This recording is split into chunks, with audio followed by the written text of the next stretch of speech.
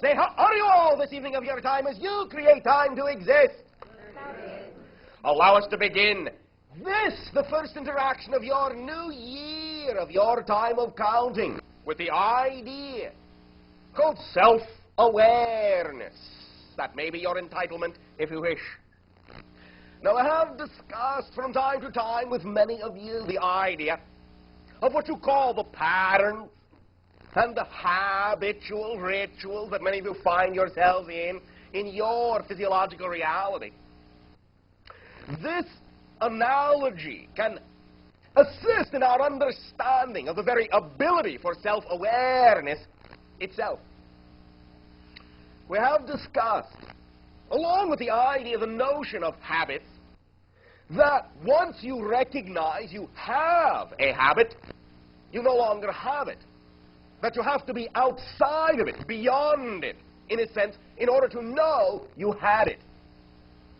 When you are in the framework, you do not know you are in the framework. You do not see the framework for what it is.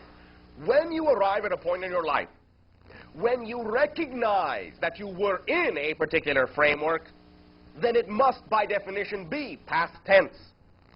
You have to already be beyond it, outside of it, so to speak, in order to know that the framework existed, because only from that point of view can you see the idea of what the framework is and how it relates to everything else you have been doing in your life. The analogy that we have used, once again, is the idea of being on a mountaintop, and from the mountaintop, then you understand that before you climb the mountain, you used to live in a valley. But it is not something that you may recognize until you reach the mountaintop, for there your perspective allows you to truly see, in a much broader sense, the terrain of the inhabitation you experienced before. The idea of self-awareness, the recognition of self-awareness, to some degree, functions alongside, parallel to this analogy.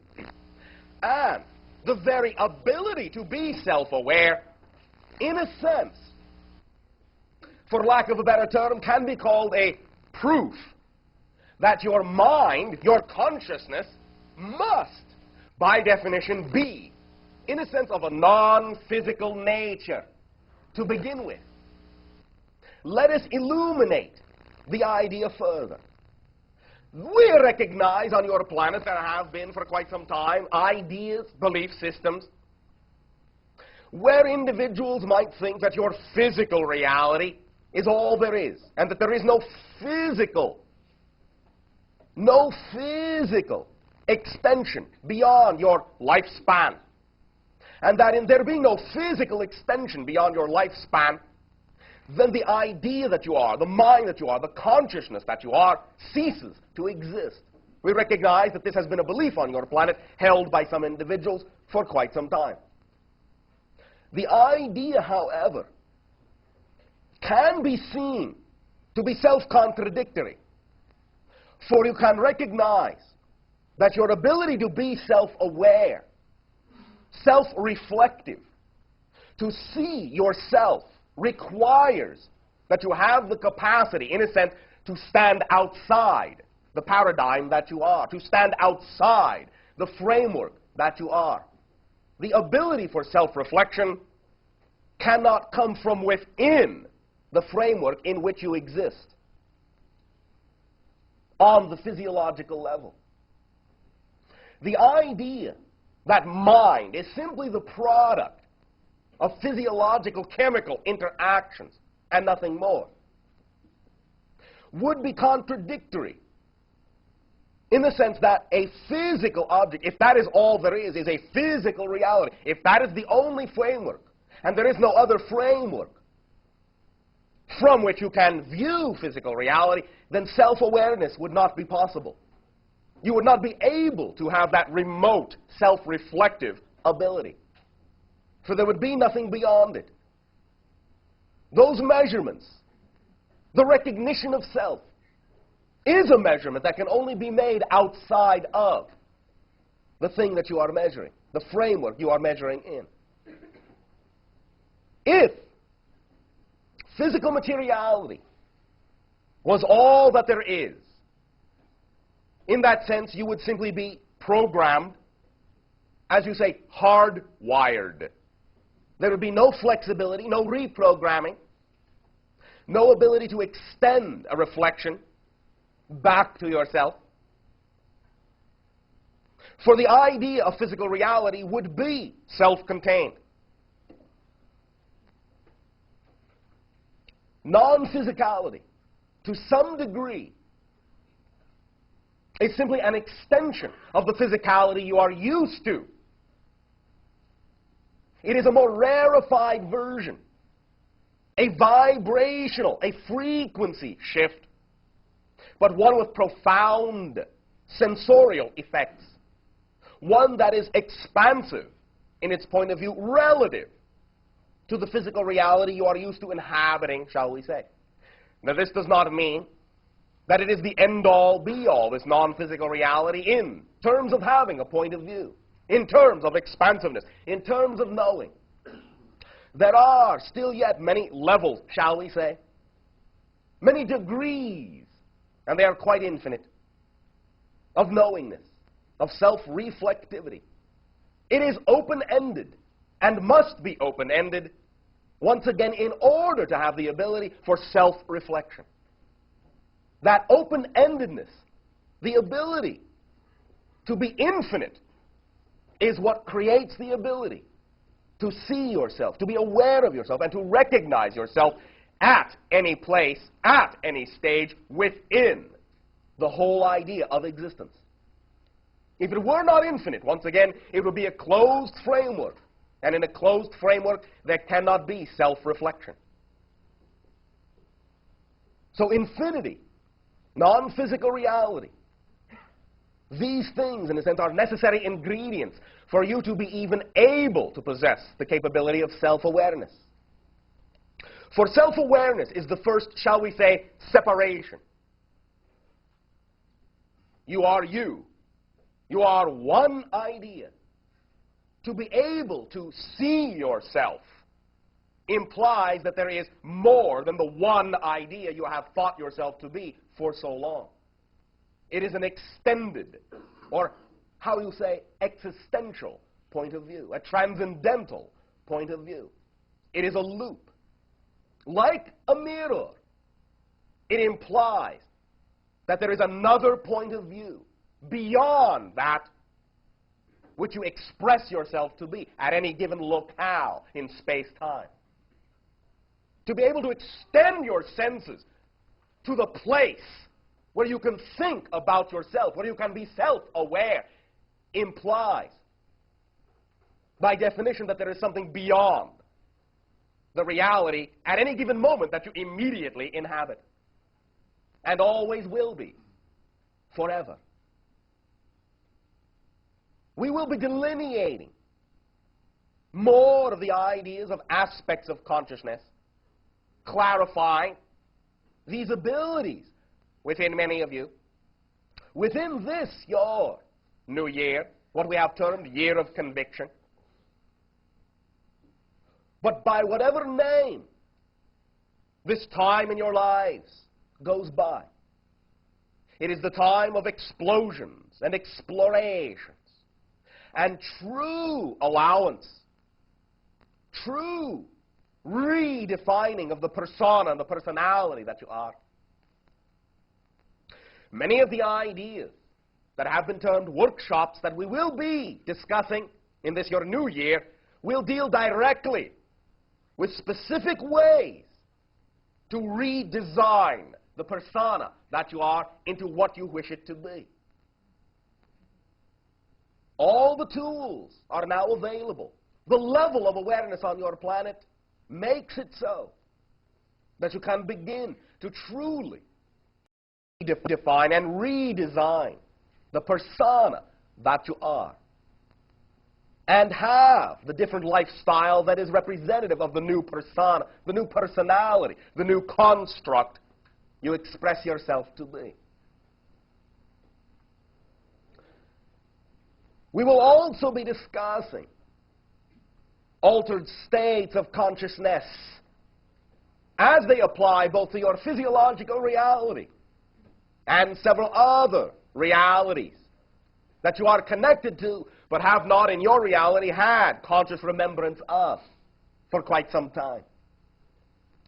But it will form links for you that can be translated in ways that you can apply in your physiological reality to aid in the assistance and acceleration of your own self-awareness, because you will be able to use those other places you also exist as mirrors, larger mirrors, to see what you may call the bigger picture of your physical reality. To see more clearly and cleanly how you fit. Because you do. Not to see whether you fit, but how you fit. For if you did not fit, you would not be where you are. But we can begin to use what you may call those higher selves, those future selves, those mirrors, to reflect back to you that point of view, that self-aware reflection that will allow you to truly see how you are intermingled with all other individual personas in your physiological reality. We will be discussing ideas of your sensitivity, of awareness within your physical reality, and how to increase that. And all the ideas of keying into vibration and energy, the energy that you are. For you are made of energy. And the frequency, the pitch at which you vibrate determines everything you experience. Everything. And we will be discussing that. And how to apply that in your lives in a very conscious, direct methodology that will give you immediate feedback so that you understand you are responsible for the creation of your physiological reality.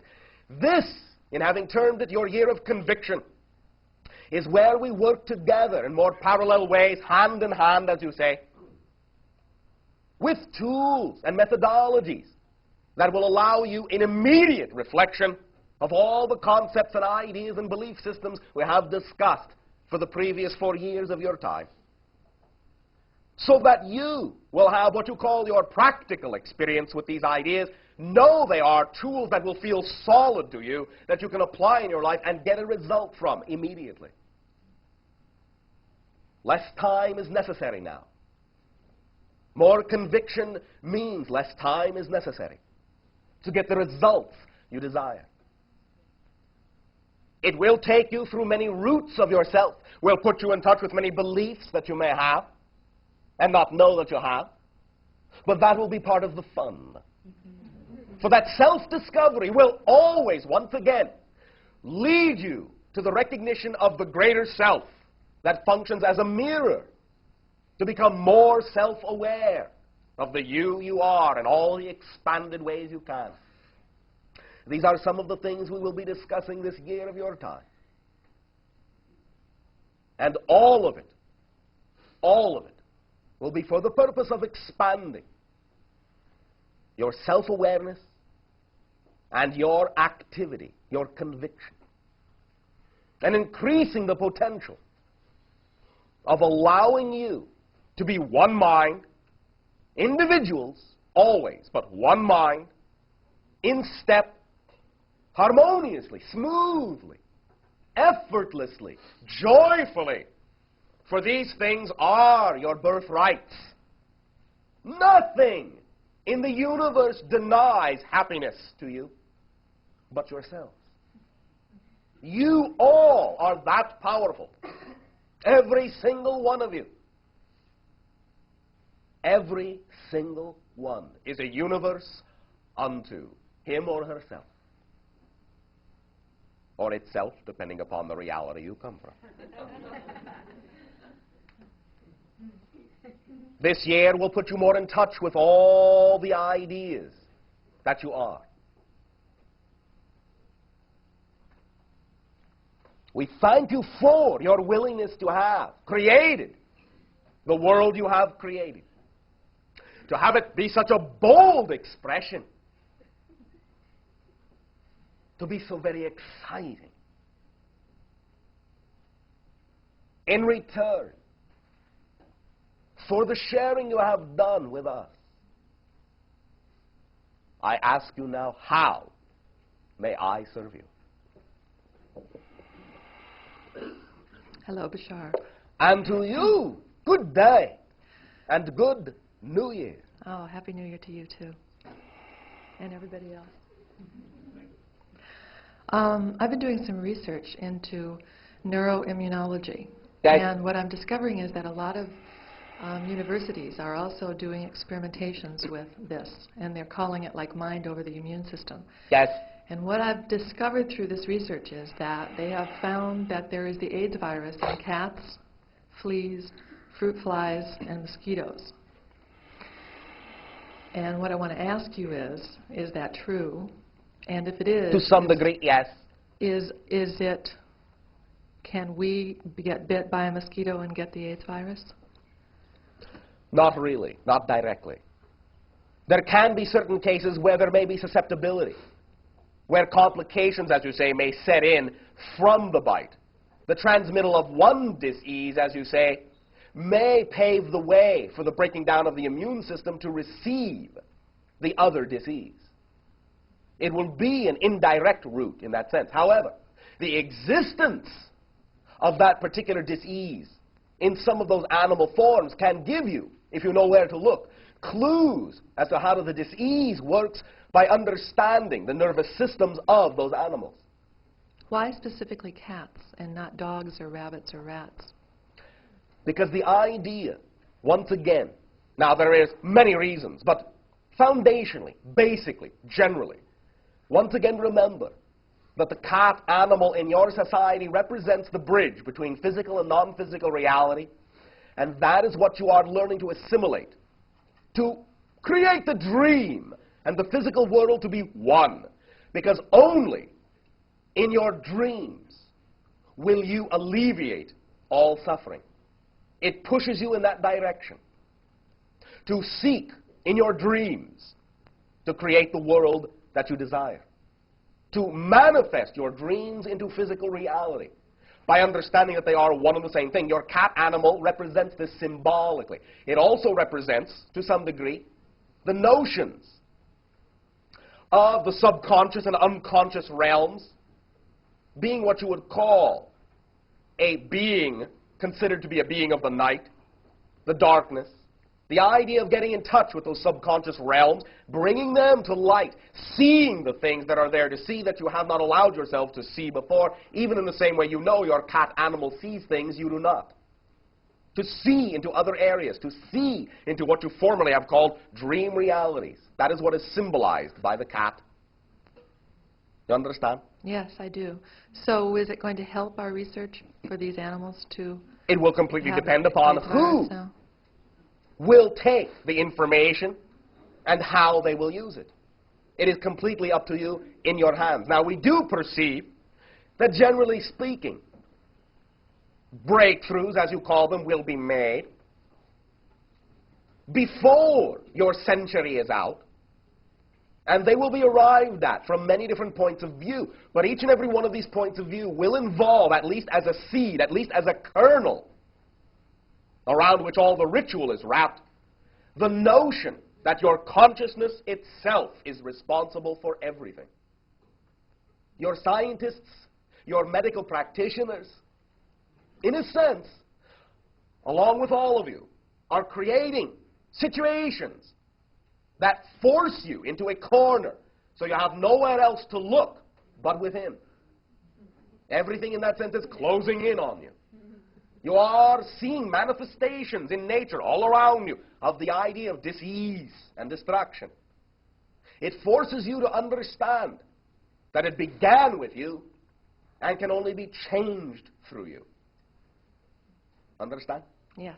Thank you, Bashar. It is always up to each and every one of you. Thank you. Well, thank you.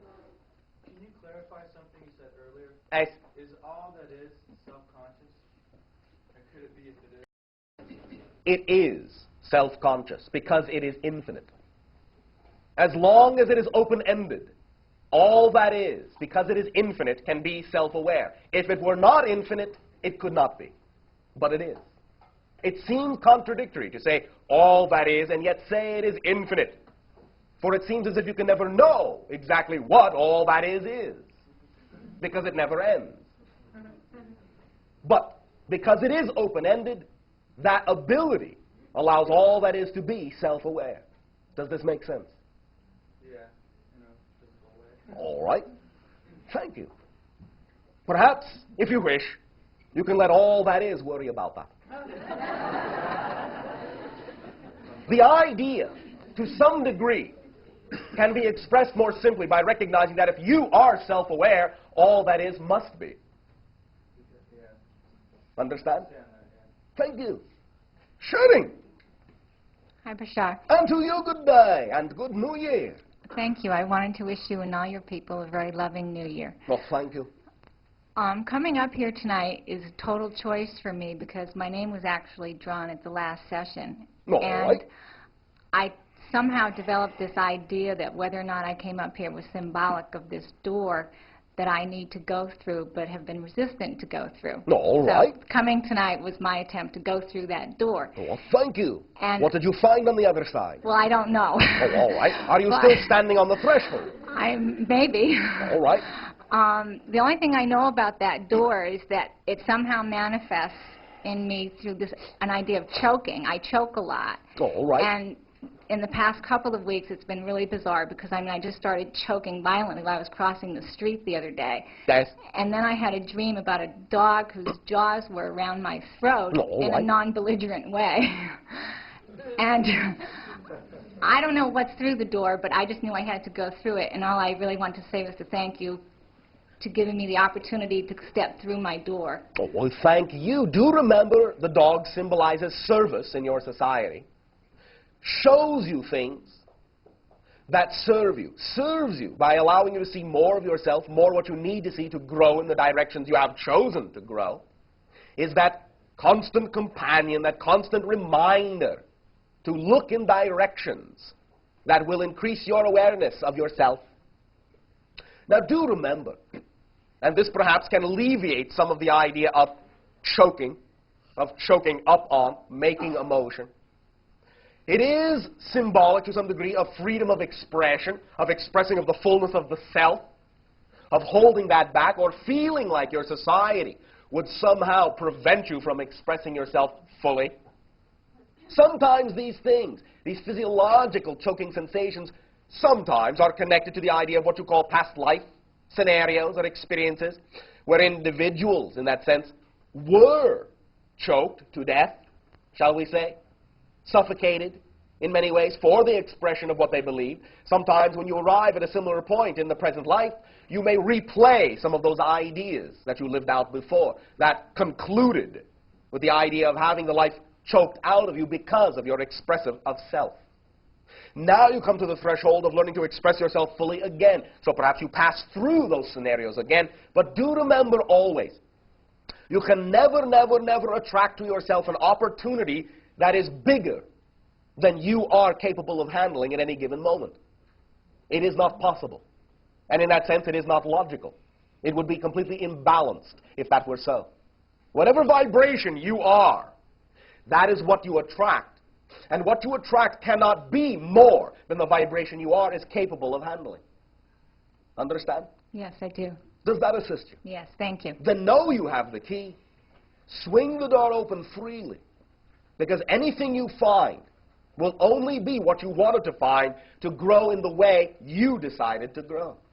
Use it in a positive way, and you will always find you will have the freedom of expressing who and what you discover yourself to be.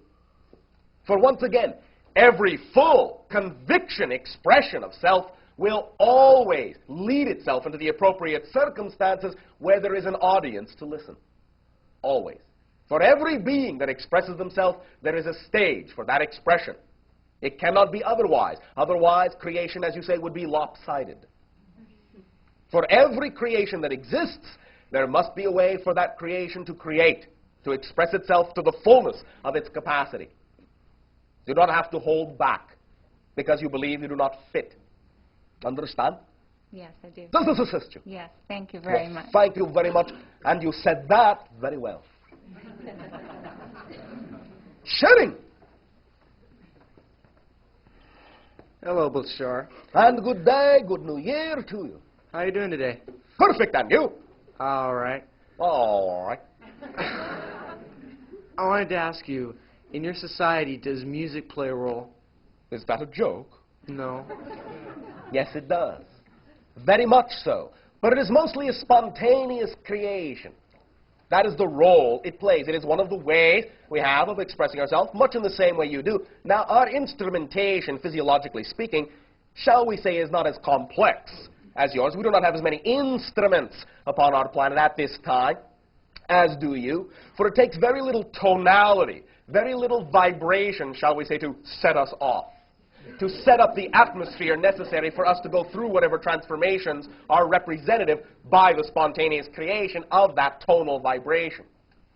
So we have instruments that are similar in certain ways to what you might call some of your bell-like structures, some of your string-like structures, some of your percussion-like structures. It is more similar to what you might call the music of your Asiatic culture upon your planet.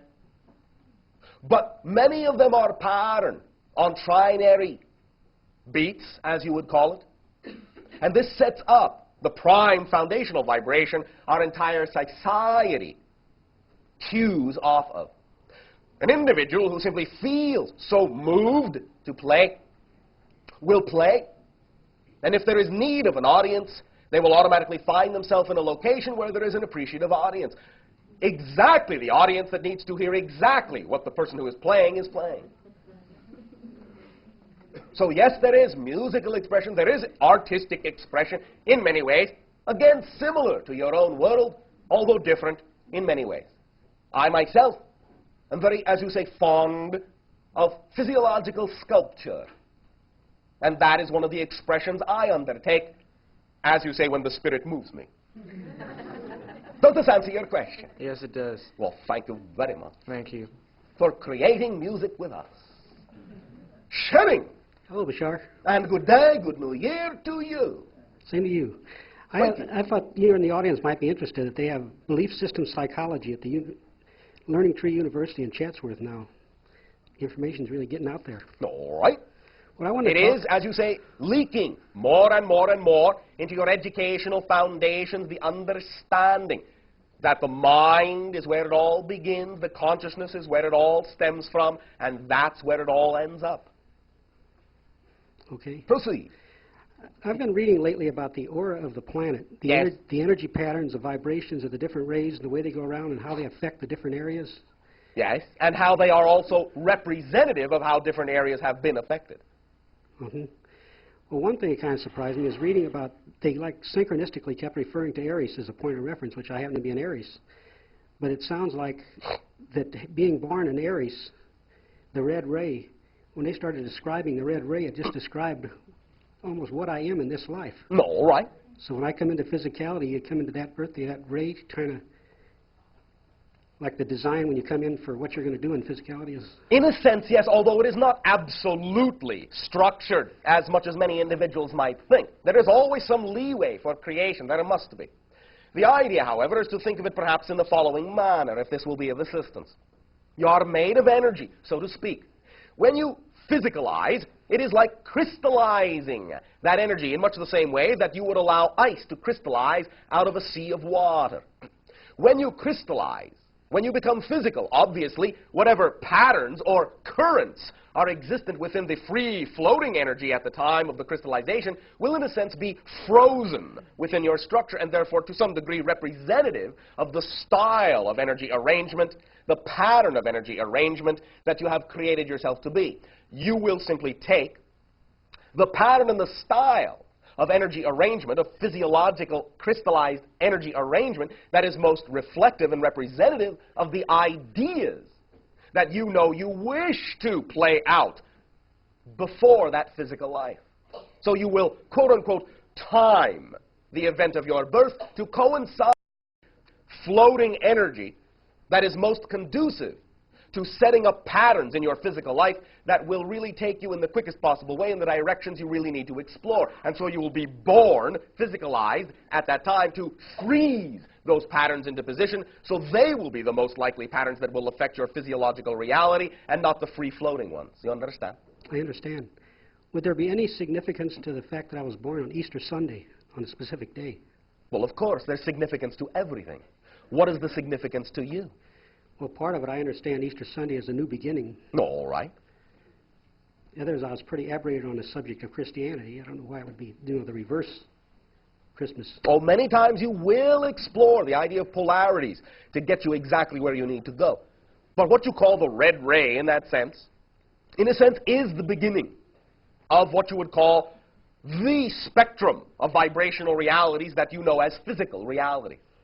And now you are, to some degree, beginning a new spectrum again. But this time it is not simply one isolated ray at a time, one isolated epoch or era at a time. Now it is the red ray with the blending of all the others. Now it is the orange with the blending of all the others. Now it is the yellow with the blending of all the others, and so on up the scale, as you say. Now each and every one of you may have a slightly, shall we say, biased energy to a particular frequency, a particular ray, but you will now, because this is the transformational life, be exploring all the other ideas and how they apply to the ray you are strongest in, most deeply embedded in, because then your learning and your teaching will assist all others to understand how each ray, in a sense, is an extension of all the others, and each ray is a manifestation of the one primal white light of all that is. So you have much leeway now in how you explore how your red ray vibration fits or applies into your physiological reality now, much differently than that would have been experienced, shall we say, 10 of your 1,000 years ago, where it was a far more isolated idea, where the idea of red ray would be almost all that would be experienced upon your planet in certain areas. Now there is a blending and a sharing of all the things you have learned by being in that ray, and how you can apply a knowledge and an exploration and understanding of all the other frequencies to that. So there is a blending from every level, so that the red blends with all, the orange blends with all, and so on up the scale, and becomes more self-reflective, so that it all accelerates together, and when you have all colors accelerating together, they homogenize back into the white light of all that is. Perhaps, if you wish, as an assistive tool, if none of you have done this, some of you may have done this, this exists upon your world. If you take what you call a color wheel, and you delineate the 7 of your colors in your spectrum along the edge of that wheel in pie-shaped sections, and then you spin the wheel very fast, they will look like a white wheel when all colors are blended at a particular frequency. This can aid you, perhaps as a meditational tool, to understand how a preponderance of any one ray can blend and assist all the others. Understand? Yes. Does this assist you? Yes, it does. Thank you. Thank you very much for recognizing your own beginnings, your own cycles, and the willingness to put them into action in a particular way to be of assistance to all other rays and cycles on your planet at this time. Whatever significance you discover, understand you are creating that with your consciousness, and whatever significance you do discover is representative of who you are. So apply it that way. There is no right and wrong way to understand the significance of such personally important things. Whatever is most personally important to you in that way, whatever the meaning really is, whatever meaning you give it, will determine the type of reality that stems from it, that grows from it, that you experience from the giving of that meaning. You understand? Yes. Thank you. Well, thank you very much. And do understand also that symbolically, in that sense, of course, generally for all of you, it represents that Easter time, the whole idea of a resurrection from old ideas to new ideas, and then very shortly thereafter of an ascension, a transcendence into another level of reality altogether, an acceleration of your vibratory energy. And that is, in a sense, truly a new beginning. We thank you. Thank you. Sharing. Hello, Bishop. And to you, good day and Happy New Year. And Happy New Year to you. Right now I'm at a crossroads. Oh, very exciting. Yes, it is. As far as my career goes, but also I think the direction of my whole life right now. Oh, whole life. All right. Yes, and I know where I want to go, but I'm not really sure how to get there. Now, have you heard about the idea before of doing what excites you? Yes. Have you applied that idea at every given moment in your life? Probably not every, no, but I'm trying to more and more. All right. I'll let you say trying for now. Remember that you do not necessarily need a particular idea that functions as a career that you will do for the rest of your life to be able to do at any given moment what excites you the most at that moment with integrity. Again, it may be simply an issue of learning to place your trust in a positive frame of reference as opposed to placing trust in a negative frame of reference. Do remember, and we do not mean that this indicates it must take a long time, but do remember that your society has, shall we say, impregnated all of you with so many beliefs, so many different definitions, that it may simply take a little while before you play all of them out. Bring them all back up to the surface to determine and decide for yourself which of those definitions really represents the life you really prefer, and therefore which of those definitions you want to keep and which of those definitions you want to change. It may simply take a little while to do that because you have so many definitions. Have things in your estimation, using your language, been generally improving? Oh, yes. All right. Does that allow you to feel happy? Very much so. Does feeling happy allow things in your life to generally improve faster? Yes. All right. So the happier you are, the faster they will improve, according to your preference, yes? Mm-hmm. So be as happy as you can. That is one of the things each and every one of you can do. And it isn't a matter of the idea saying, oh, well, yes, all well and good to have a nice attitude, but that doesn't really affect the nature of things in my life. Oh, yes, it does. Attitude is everything. It is the main lever, the main dial, the main pointer that takes you down the hallway of events. Because there are many probable hallways of styles of events, of how things in your life might manifest. When your pointer is always happy, then you always go down the hallways that represent the happiest and most synchronous events.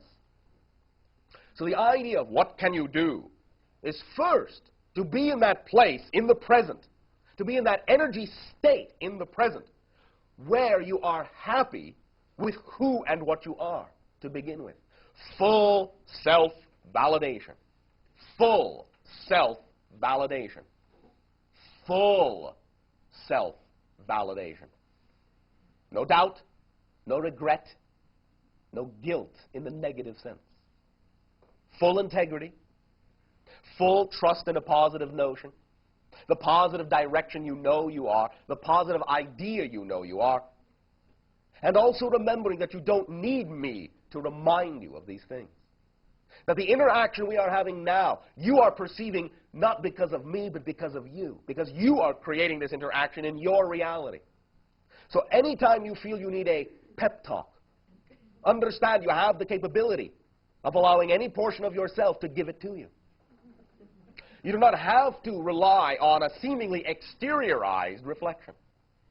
Because all you're hearing right now are your own words anyway. Not really directly mine.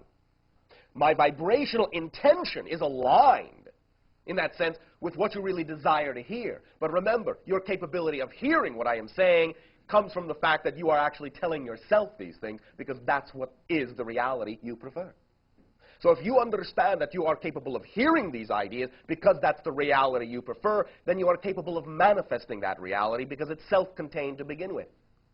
Understand? Yes. Does this help you? Yes, it does. Well, thank you very much. And thank you. Sharing. And to you, Happy day, good New Year. Thank you.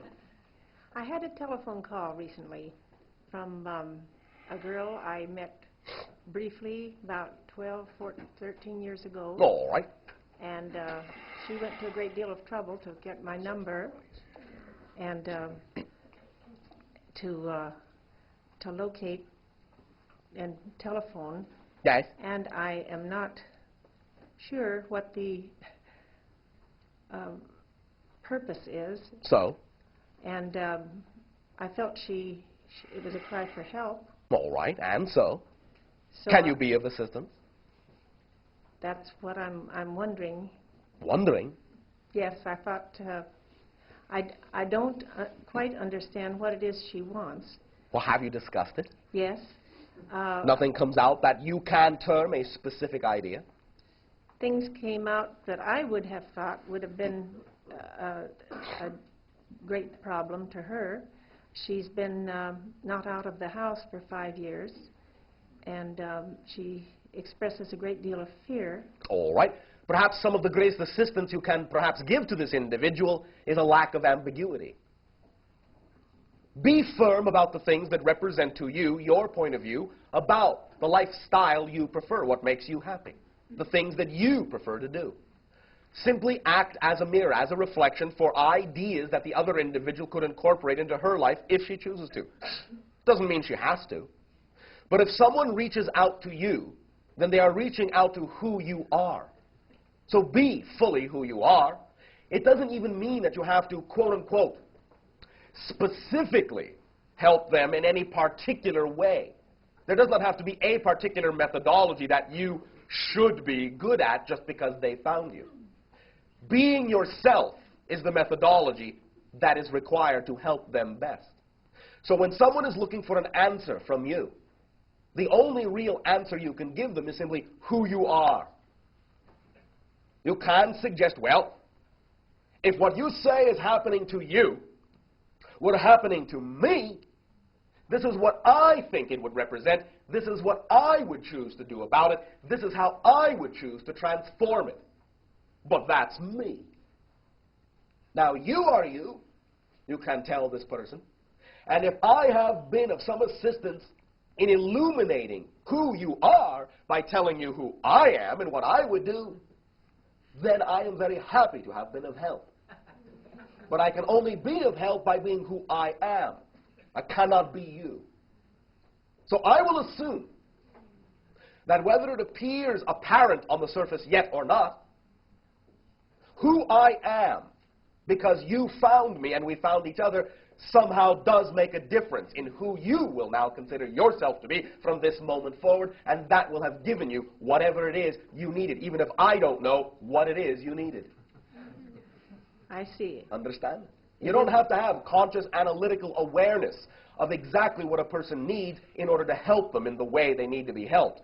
Just by being who you are in interaction with them will be what they need. Just let it flow however it flows. Yes. As long as you know you are being loving, using your integrity, and simply suggesting to them options and points of view. Not saying you ought to do this and you better do that, but simply that this is who you are. This is what you would do. This is what would allow you to feel complete within yourself, integral within yourself, if you were in their, as you say, shoes. And then allow them to extract from what you have shared with them what they need out of it. For you cannot tell them what they need. Only they can tell themselves what they need out of what they got from you. I see. She might not even know herself what She may not know herself at this point. I couldn't seem to extract or find out exactly what it was. You do not Doesn't necessarily matter. need to. Just Fine. be the fullest you can be, and that individual will get what they need out of having contacted you. Thank you very Well, much. thank you very much for being so helpful. Sharing. Good evening, Bashar. And good day and good New Year to you. Same to you and yours Thank you. and everyone here. I'm here visiting California with a very dear friend, and my husband and I are here, and also thinking of relocating. All right. to physical conditions that he has. Oh, all However, right. I'm very nervous about it because I hear about all the earthquakes in California. Shaky And situation. Very. And it concerns me a great deal because he likes it here and I love it. May I ask you a personal question? Yes. Well, thank you very much. When you feel within yourself the idea that you really, really fit, that you really belong, that you really like it where you are, that you're really drawn and really attracted to a particular location, don't you assume that there's probably a good reason for that? Oh, yes. Then why not simply trust that whatever that reason is fits into the understanding of your positive growth potential rather than the idea of forming an interruption or a destructive idea in your life? That makes sense. It's again a matter of where you place your trust. But what about all the predictions that between February and April, Yes. California's going to go into the ocean? Will you answer another question for me?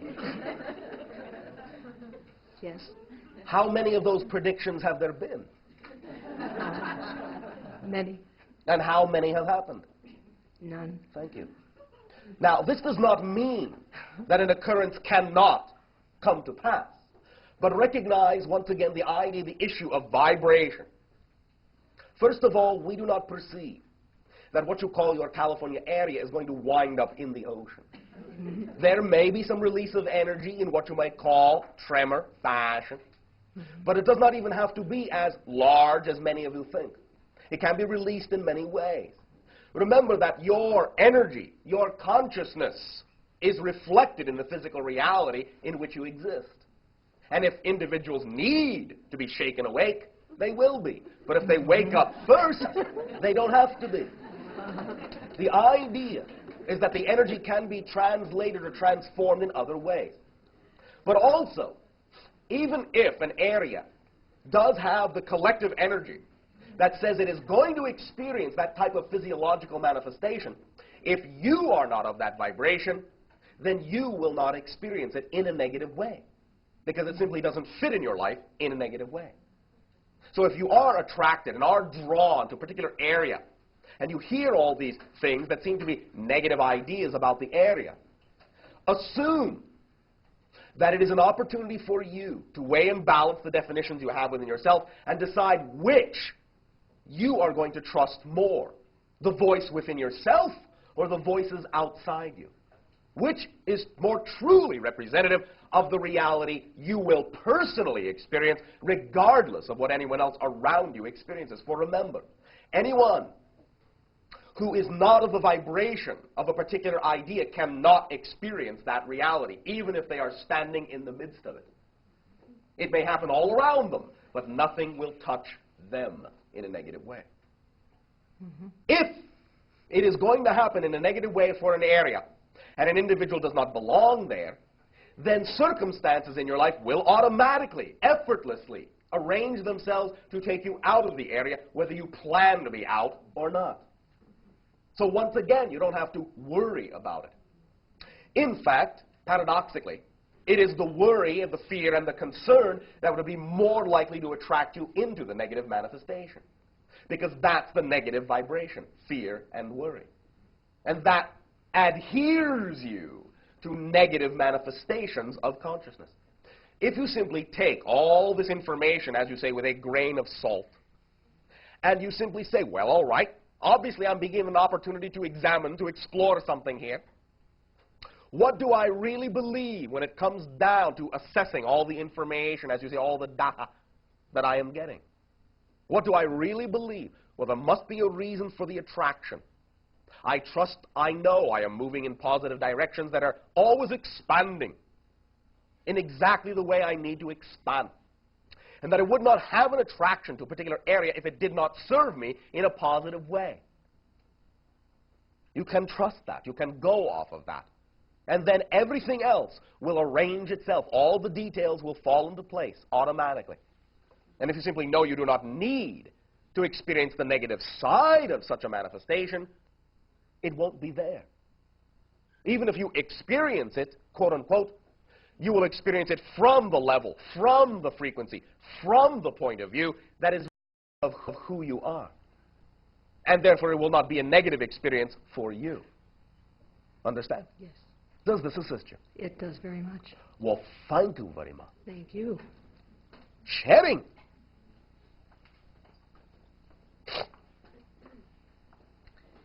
Bashar, hello, Happy New Year. Good day, good New Year to you. About a year ago, I came to you and asked you if there was anything you could suggest to help me cover the hills with wildflowers, because last year there were hardly any, and the year before they were so beautiful that I missed them. All right, and what did you do? Well, I did what you suggested. I went up on the hill and did some meditation and saw the wildflowers in my mind, and it seems like we've had one of the most ideal years that I've ever seen for making wildflowers. Lots well, of sun thank you and for lots of rain. creating that. Thank you for giving me the suggestion. So that's a bright spot in my life, and a little dark spot in my life is that... Bright spot, dark spot. Is all the rest sort of gray? Well, no, it's No, pretty... all right. Is anger. Anger. And yes, Oh. there's been quite a bit of anger sort of popping off in my life lately. Oh, all right. How does it serve you? Well, Can you use it in a positive way? You do remember what the positive definition of anger is, yes? at this particular point in time, I don't remember now. It is alignment. Alignment with what you know to be true as compared to something you're seeing in another reality. Just alignment. Comparative alignment. Understand? It is a rush of knowingness. I am not that, I am this. And what about anger from the other side? That is judgment and invalidation.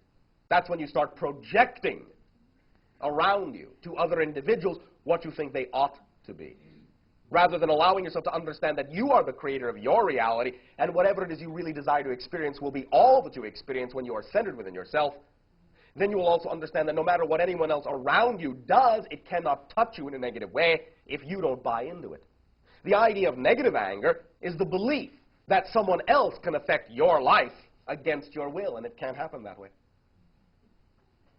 That's what I'm experiencing Oh, with it. I sense myself it just evens out. Yes. And the more, it seems like the more it's projected at me, the more it just sort of evens out. It's really... Yes. So you are learning and you are assimilating what you need to in that sense. You are learning to blend the definitions and balance them in a positive way. That's great. Now, the sooner you allow yourself to understand that it basically comes from you, in terms of your ability to experience the energy that way, in a seemingly negative way, then the sooner you can allow yourself to create only a positive experience of any interaction which generates that energy. Remember, no situation has built-in meaning. All situations are fundamentally empty of meaning, blank, neutral. They are props. You give them meaning. The meaning you give them determines the effect you get out of it. So if you give a situation a negative meaning, you will embroil yourself within the negative energy of that event and become as that energy. If you give it a positive meaning, you will be intertwined with the energy of that event and get that meaning and that effect out of it, a positive one. So the positive energy that I'm looking for when I get into the obsessive thinking about the anger is the alignment. Is that Yes, what you're in a saying? sense. But first, perhaps it would be of assistance to simply start in what you call the neutral fashion. It may be of assistance to simply look at a situation as simply a situation. And that's it. Just a situation. That's all it is. It doesn't mean anything. It's just a situation. This person is there. This person is there. Now, they may have their own meanings, and you may sense those meanings. You may pick up on those meanings and think they're your own. Understand? I do have a tendency to do that, All yes. right. Just look at it as a neutral situation first. This does not mean you have to become cold and detached in that sense. But the idea is that you can simply regard the circumstance as neutral to begin with, as if the curtain has gone up on Act 1 of a play. You see the characters standing on the stage, but you don't know who they are yet. You don't know what they're all about yet. They haven't said anything yet. Every event can be seen from just such a point of view, as if it is the beginning of something. No matter what you think they are saying, no matter how far along they seem to be, look at it as if it is the moment of the curtain going up. Everything is neutral. You don't really know why that person is saying what they're saying. You don't really know why that person is reacting the way they're reacting. You don't really know the story yet. Now, you may have a built-in sense of whether one individual is using integrity and another is not. You may be able to pick that up, as you say, telepathically. But just because you pick that up, you do not have to allow that to color your assessment of what it is they are learning. Understand? What it is they are learning. Yes, and what it is you are learning. You don't have to invalidate the idea. You do not necessarily have to label everything so strongly right away. Allow yourself to truly perceive all sides of what is going on. See it in that neutral light. Well, all right, this person said this, and this person reacted that way. Now, on the surface, that seems to be a very negative thing. But what if the person was coming from this point of view? Then would what they have said be so negative? Maybe, maybe not. Allow yourself the opportunity to recognize that even though you may empathically feel what is going on, that does not necessarily mean you have to structurize it or rigidize it with labels, because it can change. Even if what you perceive is accurate, it can change. Labeling it so strongly keeps it from changing. You freeze frame it, as you say, by applying labels to everything. Yes, I know. I sense that, and I get when I get into the obsessive thinking, I back off. So, allow yourself to not be so prone, shall we say, to labeling that this person by doing this means exactly that. That this person by reacting this way means they are exactly this. Let it become a little more diffused for a moment. Start playing with different definitions a situation could be. Sometimes even some of the most interesting, shall we say, and exciting recognitions can come from absolutely taking what you have labeled them with and reversing those labels and see if it still makes sense. Because sometimes it will. Okay, Understand? I'll do that. Yes, I will. Play around with it and simply remember, no situation has built-in meaning. The meaning you give it determines the effect you get out of it in your participation. Okay. Thank you. Thank you, Bashar. Sharing. Hello, Bashar. And good day and good New Year to you. Good year to you. Thank you. Well,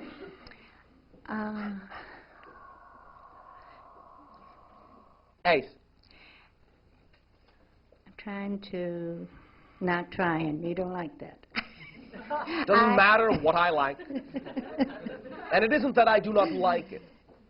I simply usually remind individuals that trying is not the doing of the thing they want to do. It is the doing of trying. Yes. But because I do that does not mean that you have to watch every word. I do not mean to make you hesitate to speak freely.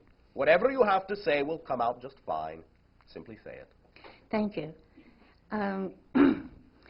It has to do with me moving to Sedona, I guess is one of my biggest questions. I've been told I should, or it would be nice for me to go to Sedona. So I went to Sedona a few days ago, and I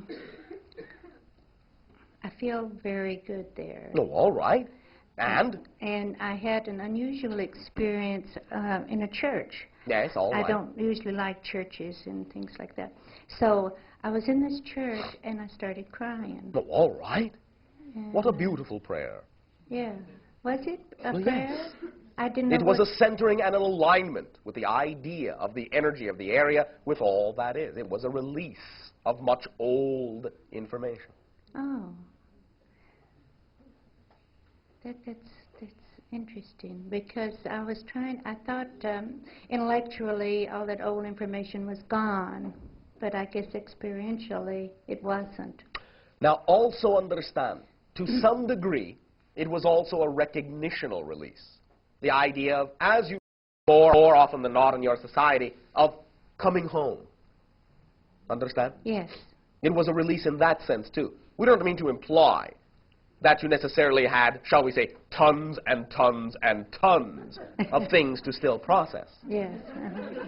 But simply that you did the balancing and the releasing through the idea of the tears, and that simply implies that your balancing was done from a point of view that looks back to the past, in the sense of measuring how far you have come. So since the focus is simply backwards in that sense, to some degree, then it is simply the idea of old information, old issues.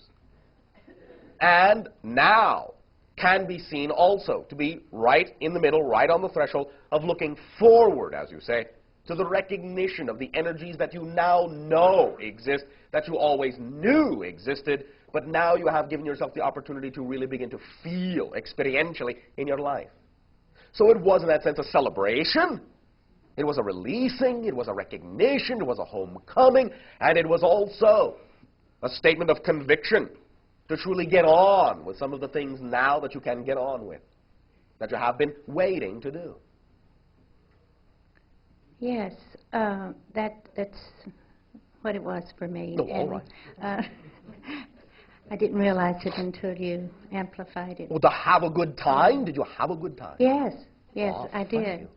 And I was feeling so very happy the next morning. Yes. And I thought, well, I don't even mind going home. Oh, all right, very good. The neutrality of things, yes. And also recognizing that, in a sense, everywhere is home. Yes, yes. So then I really realized I didn't have to consider whether I should move there or not move there, because there's some problems with me moving there. Allow whatever represents the path of least resistance to make itself obvious in terms of how it is you manifest what you need. The least resistance. Yes. What's easiest for me to do? As long as it is in line with your integrity. Yes. Mm-hmm.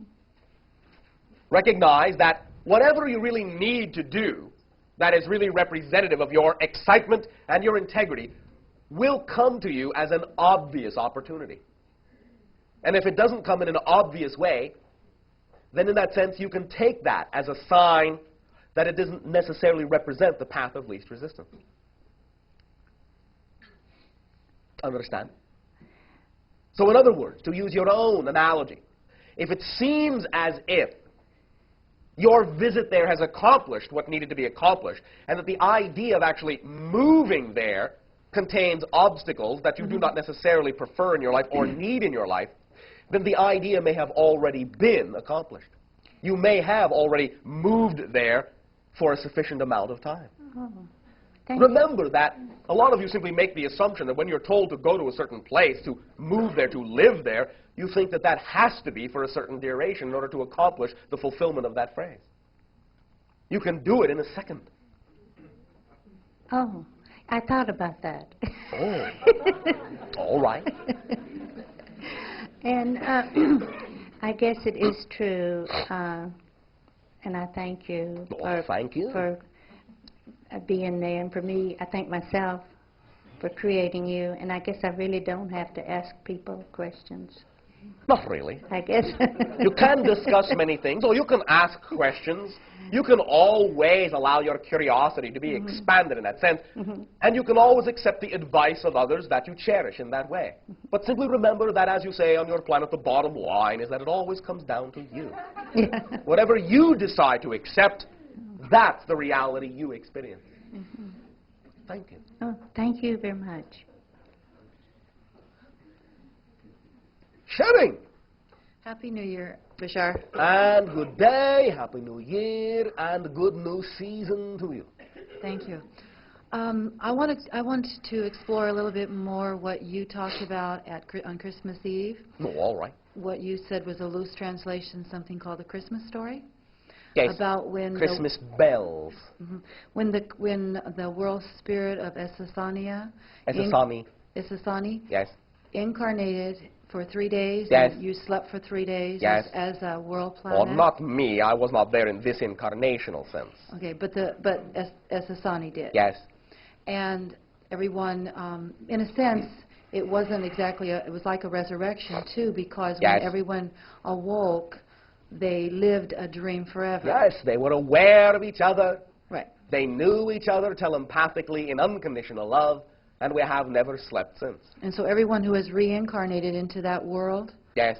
shares in that. Oh, absolutely, because that's the vibration of that world now. Okay. So I was kind of wondering about when that kind of thing can happen for us. That's up to you, isn't it? Now, we do perceive that the way your energy is going is that within what you call the next 30 of your years, you will have already laid all the foundations necessary for just such a reality, and that by the time comes along that you call 50 of your years, you will be fully living that idea. Oh, good, because when I was listening to it, I thought, oh, that's going to take us eons and eons, and and I thought, I have to ask and see but what you we are could do. accelerating, and remember what Yeah. acceleration means. As of, shall we say, perhaps 1,000 of your years ago, it may have taken eons. But as of now, it doesn't need to. Okay, no, that's great. Thank you. Well, thank you. It's your Okay, planet. what could we do to accelerate a little more even? By doing the thing it excites you Do the most, to right? do right now. Okay, great. Thank you. Remember, when you talk about making things happen faster, the way things happen faster is if you give them less time to happen in. So when you live in the present, you don't create as much time, and therefore there isn't as much time for everything to happen in. So it has to happen more quickly. Great. Thank Thank you. you. Thank you very much. Remember that this is more than just philosophy. This is actually physics. Living in the moment means you do not create the same amount of experiential time that you do when you live in a segregated, focused manner of the idea of worrying about the future, regretting the past. You extend your timeline out when you bring into play all the different detailed, segregational focuses that you are used to looking at your reality in. When you live in the present, when now is the only experiential time there is, then you don't create as much time, so everything happens faster. Shireen. Hi, I'm Sunny. Oh, all right. I'm astrologer. Oh, and all right. I was very happy to hear you talk to the other man about sign Aries and, That's the crystallization of yes, energy. new Yes. beginnings Yes. and Yes. red and fire energy. Yes. Now, I would like to know why so many people have closed minds to astrology and only few have open. Oh, all right.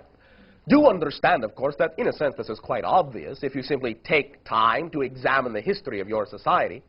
The focus of your society has, because it has forgotten its connection to all that is, focused only on the physically material issues of life. This is one of the things we were addressing with our opening remarks about self-awareness, that most people do not understand that self-awareness cannot exist if all you are is simply a physically focused or created being.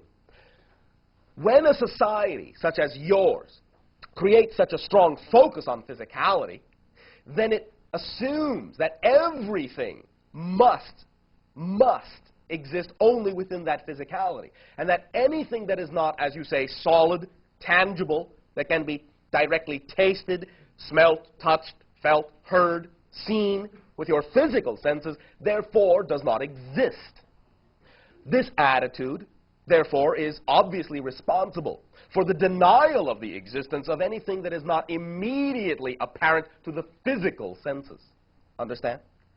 Yes. So, now that your society is beginning to realize that it is more than just a physical expression, now you are becoming more sensitized as a whole society to the fact that consciousness itself creates reality, and that what you call the physiological universe, the stars, the planets, the space, the time, that all of these things are actually the product of your consciousness, and that what you see in the exteriorized reality is actually a reflection simply of your own consciousness back to you, a reflection of your self-awareness, of the style of your self-awareness in this particular physiological format.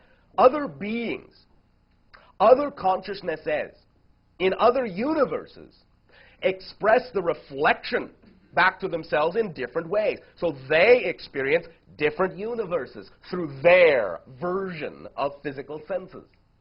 But the one you experience has a degree of commonality to many beings because we share in a consensus reality, a telepathically reinforced agreement that we shall all experience the basic universe as a particular format, at least this particular universal reality. But now that you are awakening up to the fact that physical reality is actually created through your imagination, you are becoming more sensitized as a society to the idea that non-physicality is just as valid, that energy itself is just as solid as physical matter.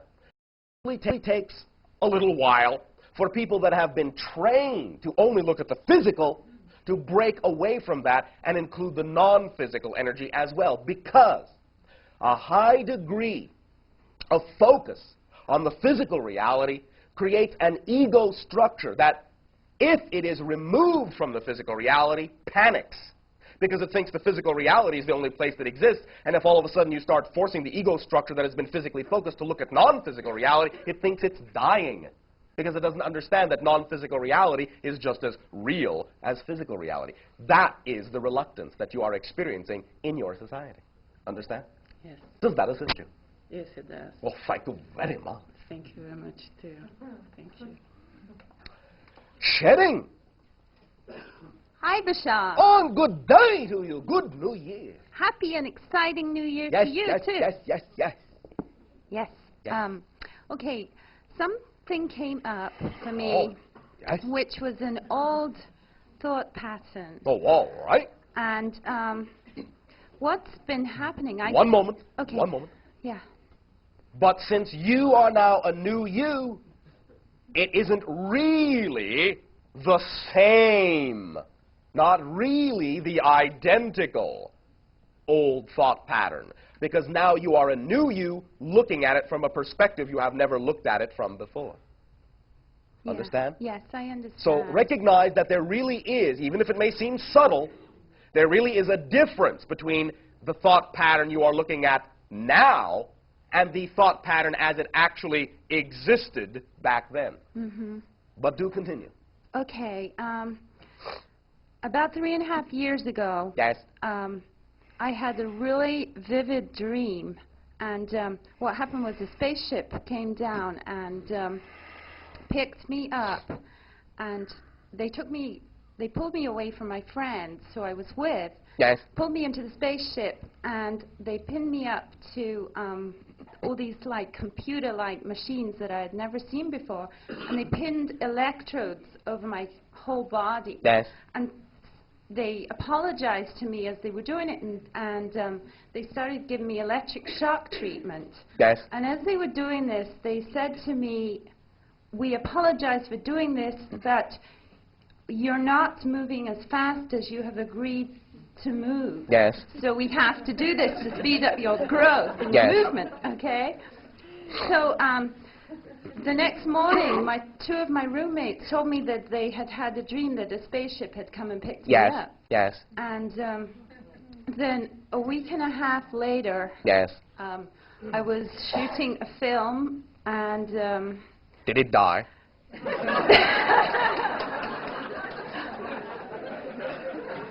no, but my physical body nearly did. Oh, all right. I was skydiving, and I wasn't a stunt person, and I landed in rocks, and I almost died. It was like... Well, I'll bet that accelerated you. Yeah. So what happened, like everything in both of my legs... Yes. ...was, especially the right side, had 2 casts on, and my right foot was hanging off, and this leg was shattered. Oh, all right. And that's breaking up those old belief systems. yeah. Those old foundations. Yes, I mean... Now, you didn't have to do it that way. I know. But you are very bold. And, yeah, I know. See, then in the hospital, Yes. I had another dream that Yes. space people came down and lifted me up. I was in a lot of pain, and Yes. even the morphine didn't take the pain away. And so they lifted me up, and I felt this, like, white, healing light Yes. through this glass cabinet, like, just surrounding me. And I was terrified because the doctors were telling me that I was going to be crippled, and I'm a dancer, and they told me that I might never walk again. I see. And stuff like this. And then Yes. I was in a depression, and I wouldn't talk to anyone. I wouldn't talk to the doctors. And then Yes, suddenly you were reevaluating who and what you really were. I made up my mind that I wasn't going to listen to the doctors, and I would thank change you. everything. All right. And that, and it continued for a long, long time, and I just kept on Yes. going. You know, I got out the cast, and I just, Oh. and I got through the whole thing. Conviction. And yes. before I could even walk properly, I went into dance class. Yes. And I started dancing even when I couldn't walk. And through the dancing, I was able to heal myself. Yes. And the doctors would still tell me that I was going to be crippled, and that I was crippled and that I couldn't dance. Well, they had made a big investment in that reality, you know. But one of the things that's coming up now is because I'm still involved in litigation. It's 3.5 years later, and the pain is still there. And all right. It's like the pain actually has got worse. But I mean, I run, and I can't run like a runner. All right, all right. But it's like it's coming up for me again. Yes. Stop. Uh-huh. Now, it is not coming up again. It is completely newly created. Mm-hmm. In a sense, because you are placing yourself in circumstances which, by definition, involve conflict. You know who you are and who you desire to be. Mm-hmm. They believe they know who they are and who they desire to be. All the circumstances that you have experienced, you have created to get you to the understandings you have now, to the recognitions you have now, to the clarity of the issues and the definitions within you that you are now beginning to discover. A suggestion, just on a lifestyle level, would be to ask you first of all, can you let the past circumstance go? Can you let the circumstance that brought you to where you are be a part of the life that was necessary, that you at that time obviously believed was necessary to get you to where you are now? Can you, in that sense, not blame those circumstances on anyone? I don't blame anybody for anything. May I ask you why you are, in your terms, in litigation? Because, Yes. Because, Yes. I guess because because Yes. I was in a lot of physical pain, and that's how this world works. And Whose world? Whose world? What kind of a world do you prefer it to be? I understand, before you go on, let me explain. I understand this may seem hard for you. The money could never fix the physical pain. Well then, do you need it? Oh, I see. You're helping me to let go. Yes. I see. You see, many times, holding on to the circumstances that brought you to where you are, now there can be differences. It doesn't have to happen this way across the board, as you say. Not all situations are going to be the same. But what we are perceiving now within you is that holding on to those circumstances is what creates you to remain at the place you're at. Because in a sense, you have a vested interest in maintaining the pain. Because if you don't maintain the pain, who can you blame in the litigation? Well, Your Honor, I'm just fine. Well, then what's this all about? Understand? Yeah, I understand. However, Yes. I did this because there was a workman's compensation part to this. It does not matter what kind this. of definitions you put on these ideas. Again, the idea can be shown. And we do not mean to refute that some of the avenues your world has set up do not work for some individuals. But for what you are going for what you are shooting for, the idea of compensation is not the full expression of who you want to be. You are, in that sense, compensating. You are wanting to be compensated externally rather than internally. The idea is to understand that if you no longer need to hold on to the idea of pain to convince someone that you should be compensated, then the pain will serve no purpose for you, and it will go away. It will transform more into the energy of your acceleration forward. It will move you forward faster and give you the ability to move forward faster, which will translate in more mobility, physically, more physical expression. But if you need to hold on to the pain because that is your best defense, then that will stay there for you. So, our suggestion, we cannot tell you what to do. But in terms of describing what we perceive to be the mechanics of your circumstance, our suggestion would be to let go of the litigation. Because you have a vested interest in maintaining disability in order to be compensated by someone else. Once you understand that the full expression of yourself will supply you with whatever abundance you need, then you can move forward, you will be supplied with whatever abundance you need, and you will not have to hang on to the issue of being compensated by someone else for circumstances that you attracted in your life to get you where you are now, to realize the very thing we are talking about. I just want to share Go with ahead, people. and then we will talk about something else. Okay. I want to share with everyone that there was almost immediately an internal compensation. Yes. The feeling of the clarity and the light Yes. that has come from this. Well, yes. Well, walking through what you call the door of death, the door of transformation, is a very accelerating and clarifying process, and one that really allows you to live in the moment. Because if you won't live in the moment any other way, sometimes you will force yourself into circumstances like that, because then you absolutely guarantee beyond a shadow of a doubt that you'll be living in the moment. Yeah.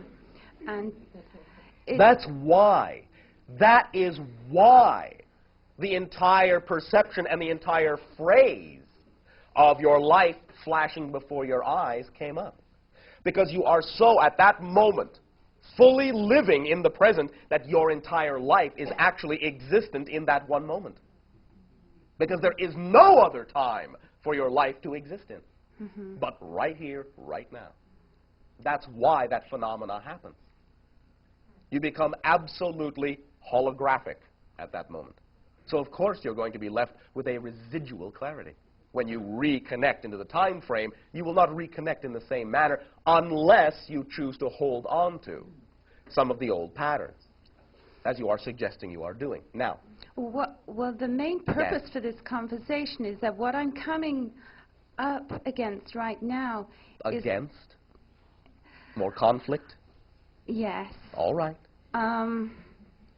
It seems like I've always had a lot of trouble being grounded and being earthed. I tend to prefer to be in the spiritual realms. Oh, I understand exactly what you are saying. My boyfriend is very grounded, and he has been a teacher, and he mirrors back to me sometimes why I'm not getting to do what I want to do. Then you are serving each other in that way. And he mentioned at the weekend that I'm missing some of the stepping stones of the earth. You're not really missing the stepping stones, but you are not allowing yourself to see what is there. You have them, but you don't see them. The first and most obvious one is that obviously you chose to be born on earth. Therefore, since you now know that that was an actual conscious choice, you can also see that your preference to the idea of spirituality is to some degree balanced by your preference to be born physically on earth. So that in that sense, you did choose to be grounded in that way. And see the idea of spirituality through those eyes, through that perspective. So you can start to look at it from that direction to begin with. Mm-hmm. You don't have to think of yourself as groundless. Was that the reason why I landed in the rocks? To some degree. To some degree. The idea also can be to recognize and remember that you are still making, perhaps because of a belief system that you were taught, you're still making a differentiation between physical and spiritual reality as if they really are two completely different things that have nothing to do with each other. Physical reality is just as spiritual as any level of reality because it is made of spirit. Remember that your spirit does not actually inhabit, mechanically speaking, your physical body. Your physical body is your spirit in physical terminology. So, being physical doesn't mean you're not spiritual. All right, I understand. I've been... All right. Then allow yourself to begin with to soften the definition that there is a major difference between being physical and exploring spirituality. Because there really isn't as much of a difference as you think or have been taught to think. Mm-hmm. Therefore, you may find that when you remove that definitional difference, more things in physiological nature will seem more spiritual to you and will entice you in a spiritual way to become involved with nature more closely, and that will automatically balance and ground you. Because you will start to see physical reality as just as spiritual as anything. And paradoxically, when you accelerate through your point of view physical reality to be more spiritual, then you exist in a reality that is vibrationally closer to the type of levels of spirituality you say you actually prefer. And it makes it easier to experience both types. Because the whole idea is to meet it halfway, not to leave where you obviously chose to be and vacate the premises because you chose to be where you are for a reason. And one of the main reasons that all of you have chosen, especially now in this transformational life, is to accelerate and uplift the vibration of physical reality so that you understand physical reality is one of the spiritual levels. Allow that reality to be more like the non-physical spiritual levels. And then blend the two so that there really isn't as much of a difference. That's the whole purpose. It's not the idea of running away from earth to seek heaven. It's the idea of creating heaven on earth. Mm-hmm. That's why you're all choosing to be born physically on earth. But you always, as you have already suggested, attract whatever balancing ideas you need, such as your boyfriend. Mm-hmm. Trust that you do know what you're doing. Don't focus on the negative ideas of what you think you're looking for. Where you are is what you need to learn about yourself and what can represent a place of peace. Even if you don't prefer it, where you are, exploring where you are, will give you the information you need. Now, aside from the whole issue of just letting go of past ideas that would allow you to hold on to the pain, you can also assist yourself through what you may call a meditation. The one that we have shared that is called the blue-white light technique. Mm-hmm. Are you familiar with it? Yes. Infuse yourself with a blue jelly-like substance in the areas of greatest pain. Feel that that blue jelly-like substance actually acts as a lubricant for all of your hard bones and connective areas, and as a sheath for all of your nerve areas, so that the entire interaction is synergistic, is one environment enveloped in the blue gel. Feel it infuse itself into every cell where you have pain. And allow it to dissolve. And stop thinking in terms of structures, of separate parts. Think as a whole, a fluid whole. And relax. Does this assist you? Yes, it does. Can I ask one? No? Yes. Yes, yes. My boyfriend, I was supposed to ask, he has problems when he's driving. He gets dizzy and like blacks out, and I wanted to ask if you could assist me in the reason why this is happening. What we can suggest is that you use the technique, if you wish, center and balance yourself. When you are in that state, before you go into what you call dream time, sleep time, focus on the idea of the strong magnetic energy of your boyfriend. See the idea of the black hole, the central vortex of magnetism. And allow yourself telepathically to remind him that a black hole, a blackness, a void, or what appears to be a void, is not empty and actually contains 99% of all reality. That there is light within the blackness. Mm-hmm. Send that as you are in a balanced state 3 nights in a row. See if that begins to allow him to relax enough to receive assistance from his guides. For they can be of best help more than we can. Okay. And so can you. Okay. We thank you and we send you and remind you our unconditional love. And unconditional love is all that it takes to be anywhere and anyone you wish to be. All right? Thank you very much. Well, thank you very much for the sharing of your heart, and you may all take a short break.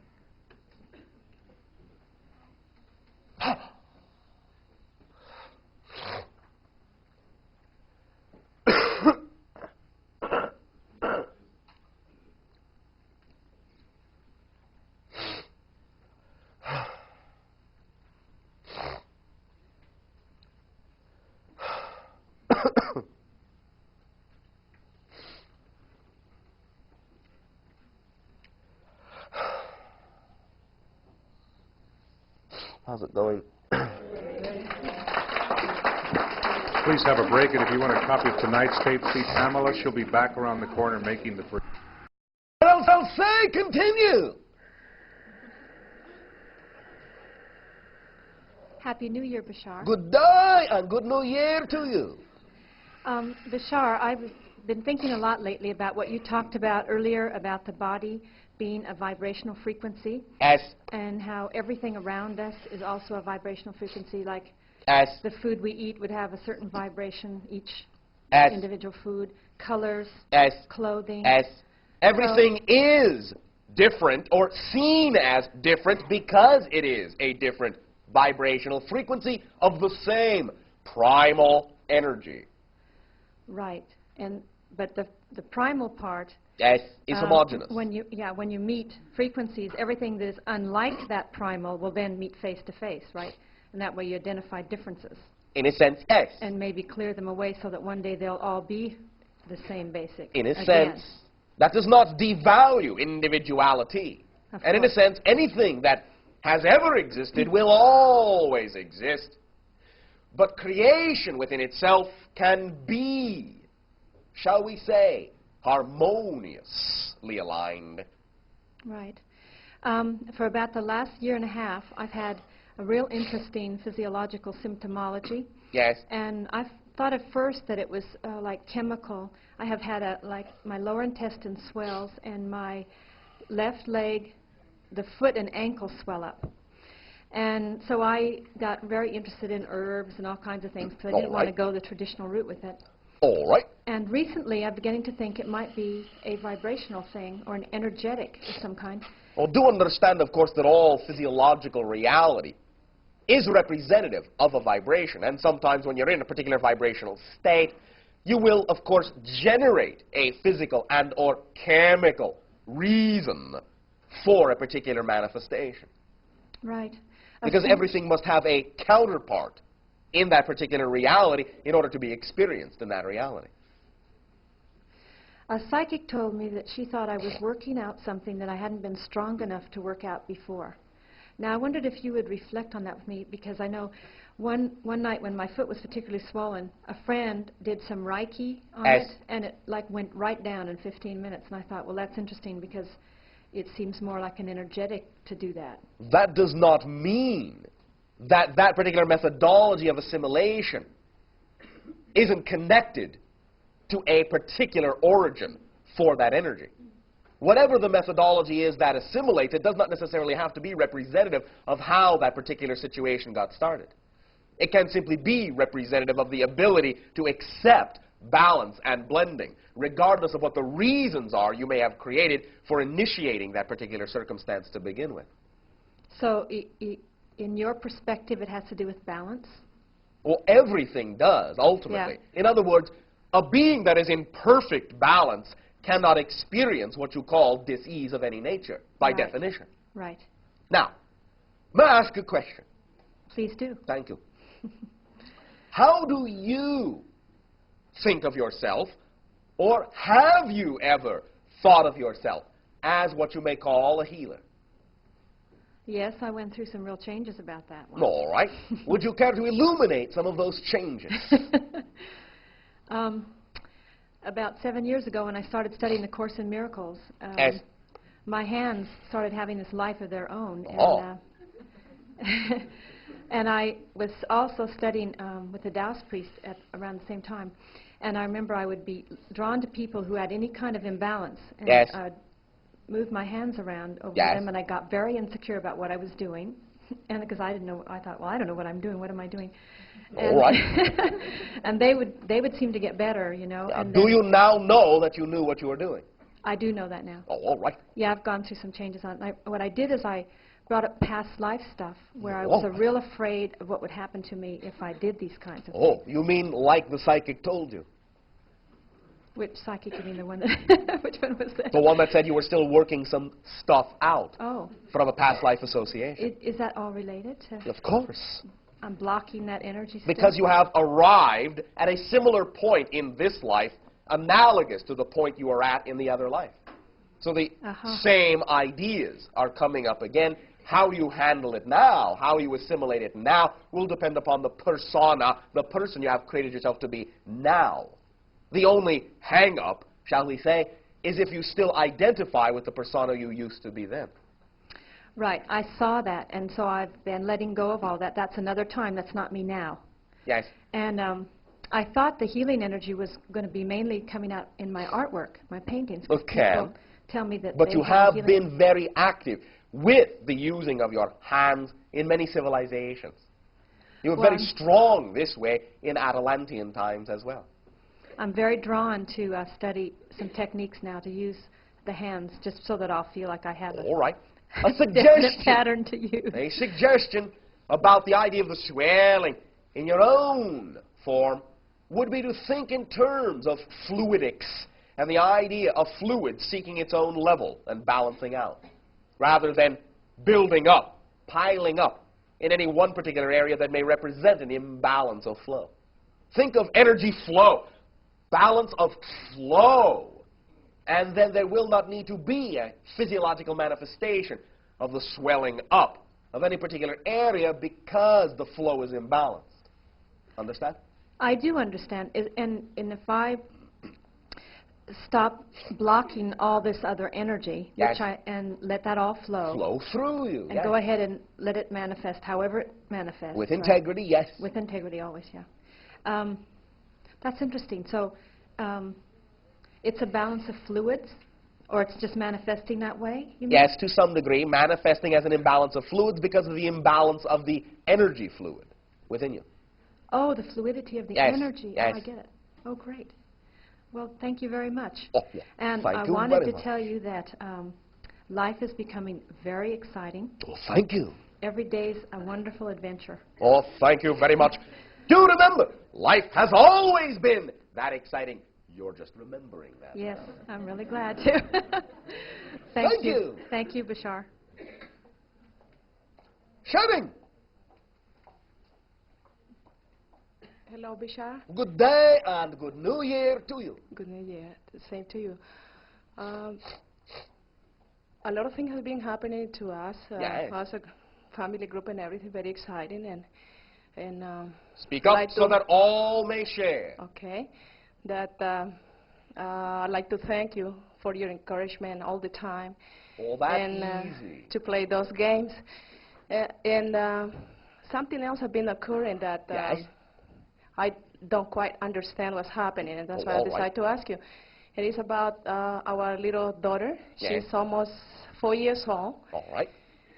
and she was sleeping pretty good every night until suddenly she started waking up, and it was some panic, and that's happening for like 2.5 months, something like that, every night around 11 or 12 o'clock.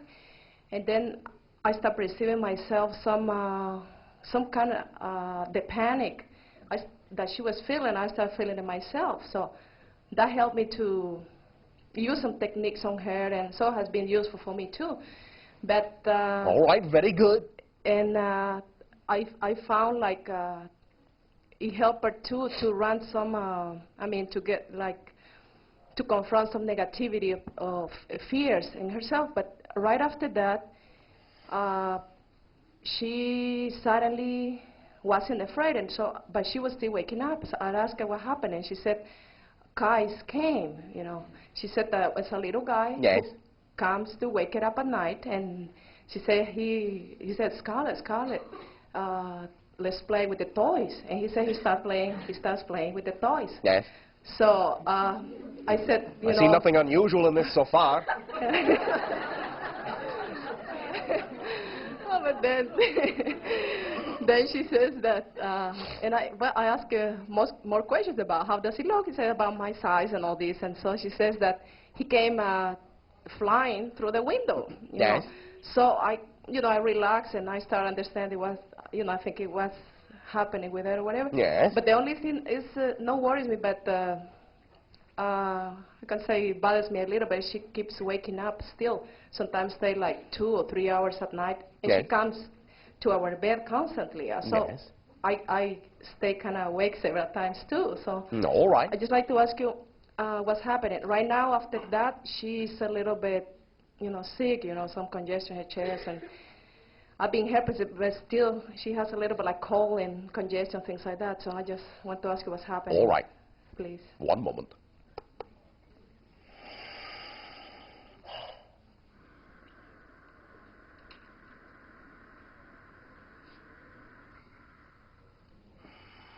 Until what you call the age of 7, certain ideas from other lives and agreements that you have all made are going to continue to be worked out.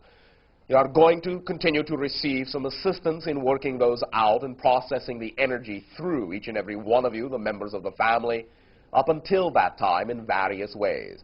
Okay. Approximately at the age of 7, of your daughter's age in that sense, there will be a change and a transformation in the way the energy and the agreements and the assistance is worked out or experienced by all of you. The child is simply still in what you may call a susceptible state to changes in energy, has picked up certain belief structures from the society, of course, and has learned now, is learning now through you to assimilate those beliefs in a positive way. There are still certain ideas that may manifest here and there as small diseases in that way, a processing, a purifying, a clearing out. Our suggestion would be not that you will not necessarily stop the occurrence of waking up, for at those times of your nights is a very high receptive psychic activity time when some of the strongest communication can go on between yourselves and those you have chosen to function as your guides, which is what the being represents. Yes. On many different levels, in many different ways. a suggestion is that, perhaps together, if you can, while you are in your own rooms, if that is the arrangement of your house, you learn to breathe together. You set aside some time with your daughter, in that sense, and with anyone in the household, to be in your own rooms and learn to breathe together, to know beyond a shadow of a doubt that the pacing of your breathing is being mirrored by all other individuals in the house, and that you are breathing as one. So you do not have to feel disconnected or compartmentalized in separate rooms, so that you all know you are in the event together as one, and so that you can become more telepathically, psychically sensitive to what each is experiencing and the reasons for why you are experiencing these things. Now, I am not allowed to go into great detail with the specific ideas that are involved in the communications, for those things will play themselves out in the lives, the physical lives that all of you are living in very blatant and obvious ways. Your daughter has the ability and has chosen, as we are allowed to perceive, the agreement to be extremely psychically sensitive in that way. And this will come into play major activity in roles after the age of 7. Between what you call the age of 7 to 10 will be a very concentrated, very highly focused time of assimilation for your daughter as we perceive her energy. In all the things that the guide has taught and all the things that the friend has taught, from the age of 7 to 10, she will have to learn how to assimilate all that knowledge in a way that can be applied in your physiological society. It may be a time of high concentration. There may seem to be some idea of conflict or polarities involved with her particular exploration at that time, but from the idea also of 10 forward to approximately 13, there will be a complete uprooting, a complete rearrangement of the foundations in her life in that way, so that she will then, from that point forward through her period of adolescence, have the opportunity to discover what it is she will define her reality to be. Now, if you allow yourself the opportunity now to learn to breathe together as one, you also will be sensitized to the changes that she will go through in such a way that will alleviate your fear that what she is going through is inherently negative, and will strengthen with your co-breathing her ability to be able to assimilate all that knowledge, all that raw, open, exposed energy and information that she will be drawing in a way that will be able to be applied physically, materially, in beneficial terminology. So our suggestion for now is to learn to breathe together. Breathe together. Set aside some times to learn to breathe together. First, you can begin by doing it in one room and allow everyone to understand the pace of the easy, deep, and relaxed breathing, and see bright blue-white light filling you and surrounding you and immersing you, and you are breathing it in. And then when you are in your separate rooms, remind, all right, breathe together now. As you drift off into sleep, breathe together. We are one. We are breathing as one. Everyone is together. No one is apart. These are the things we have agreed to do. We are wrapped in love. We are warm in the blanket of light and life. Everyone will then be able to participate in a union with the idea of the guide energy, and will not feel as if anyone is being singled out or picked out or isolated in that way. So those fears, those ideas of isolation, the uncertainties and the doubts will not have to manifest as strongly. You can lay a foundation, a very loving and warm foundation, by filling your lives and your house with the breath of life, the breath of certainty, the breath in that sense of absolute trust that you are really one being breathing together. You understand? Yes, Pasha. Now, Thank you very there much. has been much more that we have imparted other than what you heard verbally. And some of this will come out in your dream realities and assist you in learning how to soften and balance the ideas we have discussed in terms of energy. And there has also been transmission to your child as well. But mostly, for now, to the child within you. Okay. We thank you. Thank you very much, And Pasha. pleasant dreams. Shedding. Good evening, Bashar. And to you, good day, and a good New Year. And an ecstatic New Year to you. Well, thank you. Double infinity for us, 88. Double infinity. Yes. All right. I don't know An if that infinity translates. of infinities. All right. Exactly. Well, the timing has arrived for us to speak of orcas Oh, in all right. Japan. Orcas and Japan. Yes. First of all, I want to thank you for your opening remarks and for what you had to say about full self-validation. That's- That really struck a chord within me. Oh, all right. And self-awareness. I've been exploring my own orca energy, Yes. power and integrity. One moment. Yes. By the way, for those not familiarized with what we have discussed, what you call the orca represents the polarity energy of the consciousness of the whale and dolphin life forms upon your planet, which is the other alien species upon your world. You have two, human cetacean. The orca represents, loosely put, the samurai or the sorcerer of the sea, the path of absolute conviction, no turning back. You have to be, shall we say, very clear, very clean, very pure when dealing with the orca energy, or it will collapse very strongly upon you. Continue. Yes. I have attracted situations to myself recently so that I could really explore that. And I've been understanding more and more about what that is. Well, thank you. And I want to thank you for all your loving reflections that have enabled me to reflect to myself what I need to know. Oh, well, you know what? What? You're welcome. I know that. I love you, Bashara. We love you as well, all of you, unconditionally. No matter what you choose to think of yourselves, we will love you anyway. That's nice to know. We went to SeaWorld on New Year's Day. All right. And visited the dolphins, petting pool, and also the orcas. And as you may know, that since there have been the last couple of quote-unquote accidents. Yes, as we said, come crashing down, yes. Exactly. I got that. Between the orcas and the trainers, they're not allowed now to swim with them or to interact with them in the water.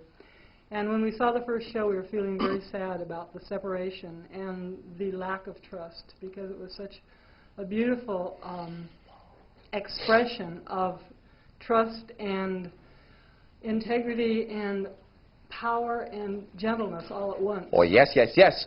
But there is no real reason to have to be sad, for those individuals are now going to be forced to face certain things within themselves that they would not have faced before. And in that sense, the orcas have done that for them. Yes, I have come to realize quite a bit about that. You can rejoice in the strength and the boldness of the discovery. I was thinking of that earlier when you were sharing with somebody else those ideas. Well, to continue, we stayed for the last show, and we went back to see the last orca show. Yes. And afterwards, as the stadium emptied out, there were 6 of us there, and we stood there and sent love and appreciation and as much communication and emotion as we could to the orcas. And we're receiving it back from them, as well as vocal sounds. Yes. And there were 3 of them in the tank, and 6 of us. And we decided we would ask them telepathically if they would come and slide out on the platform in front of us, which they did. Yes. And 2 of them came up first, and they turned sideways, and they pointed their noses in opposite directions and arched their backs, so they're making this perfect formation with their tails. Yes. That we found extremely exciting. Yes. And then when they slid down into the water again, the 3rd one came up on the tank. So they all were in very close communication with us, and we with them. Yes. And then as we left, we walked down past the tank, and they were very close to the glass inside, or to the plexiglass. And they were pressing themselves against it and looking at us and opening their mouths right at eye level so we could see them. And we all just pressed ourselves up against the glass and were kissing the glass and crying with emotion. It was so intense. Well, thank you. And during the interaction, as I was feeling this sadness of the separation washing over me, I got a realization that enabled me to see that there is so much more going on. Nice. It was like new levels of awareness were opening up, and one thing from them is the idea that there is harmony and unity. Yes. And that we are connected spiritually. Yes.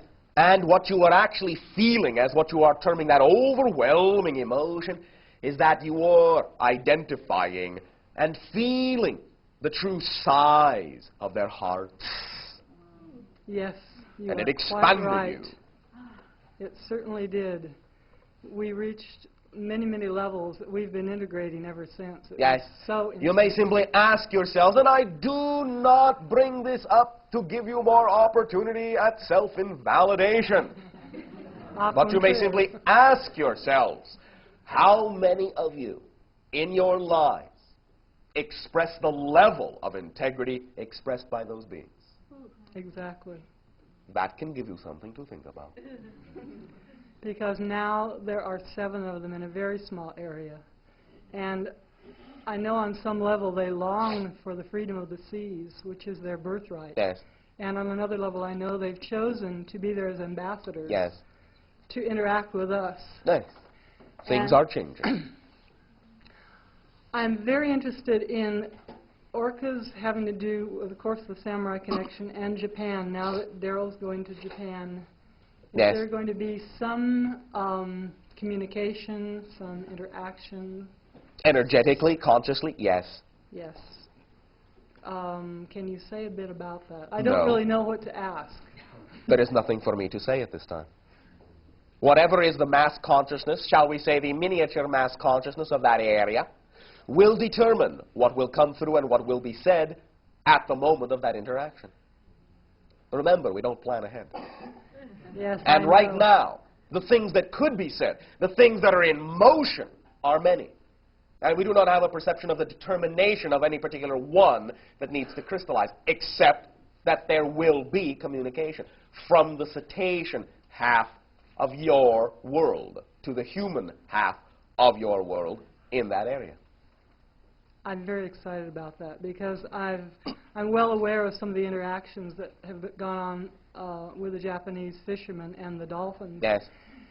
And I've learned a lot about that, and I think, well, I know that that's had an enormous effect on the mass reality of the Japanese as well as the entire world. All of you are truly becoming one world.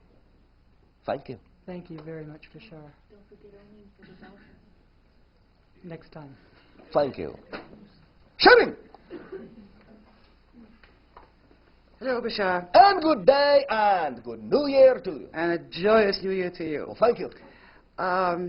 I read Intruders last week. Yes. And I'm pretty sure it was Margot who had asked you about it. And I read it with the idea of your response, namely that these quote-unquote abductions, detainments, yes, were for the purpose of integrating and facing our fears and integrating those fears. That's one. Okay, what was the other one? Keep going. Okay, so I read the book with that in mind. Yes. Now, when I read Communion, Stryber's book, I had read that before, and I could see it, that it was happening in those experiences. Yes. But reading Intruders, I didn't see that at all in there. I think it's a very carefully written book. Nothing, they're abducting us and all kinds of things. It's careful research. And the reports from the people who were detained, most of the emotions that have come up and are still there include anger, anxiety, and yes, they have not really integrated it. Not yet. Okay.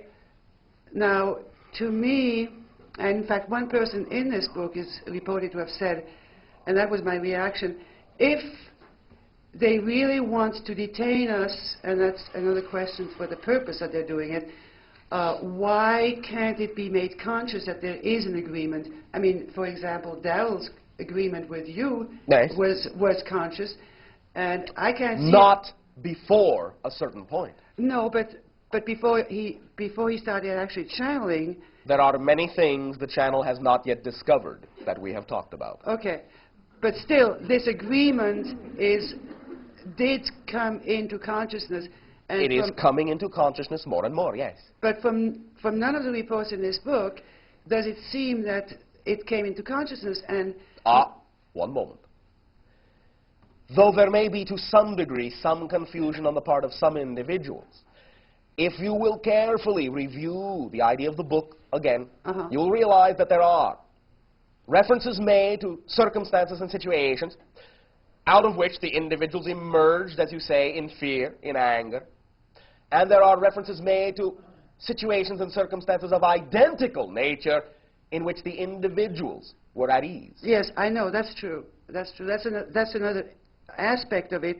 Yes. My feeling in reading what happened to these individuals, what they remembered happening, especially in terms of the seeming genetic experiments, was that we were more of use to them than they're of use to us. And it is two ways, always two ways. Okay. I understand what you mean. You have made an agreement with them for this particular manifestation, and yes, you are very important to them.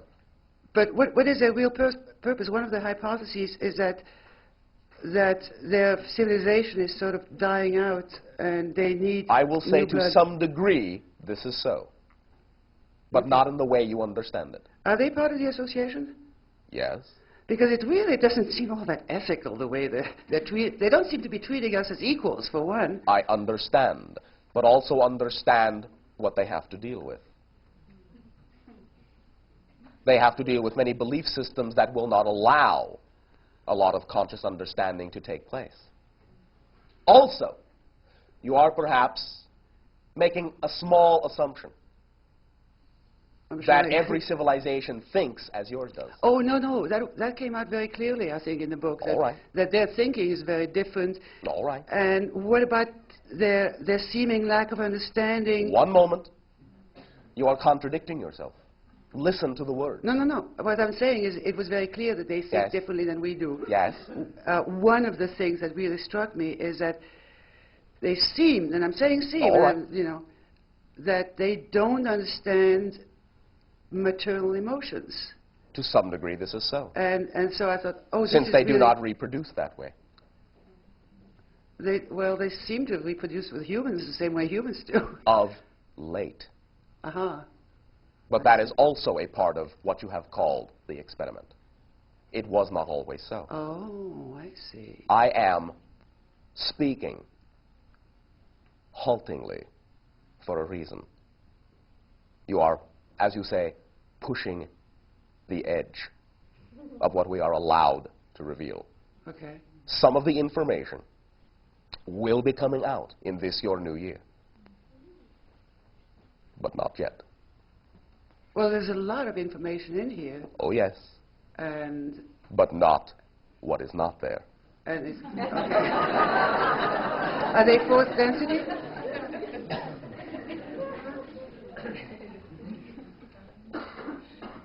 That cannot at this time be answered specifically. Uh-huh. Yeah, because they seem to be a little bit of both, Yes. third and fourth. Yes. Okay. Thank you very much. All that we more important ideas, some of the more important reasons as to why that is occurring. Mm-hmm. Well, that's good. Now, from my point of view, I mean, I would be very willing to be of service or help anybody as long as it's conscious. You see? That's up to you.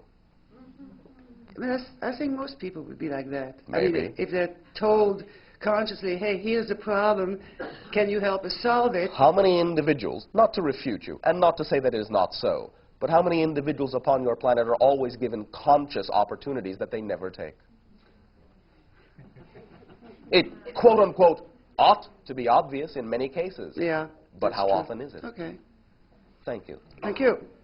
At this timing, allow us to reflect back to each and every one of you once again, for the very first time, our deep excitement, our deep and true thrill at being allowed to interact with your consciousness in this way, at being allowed to co-create with you a tapestry of infinite beauty.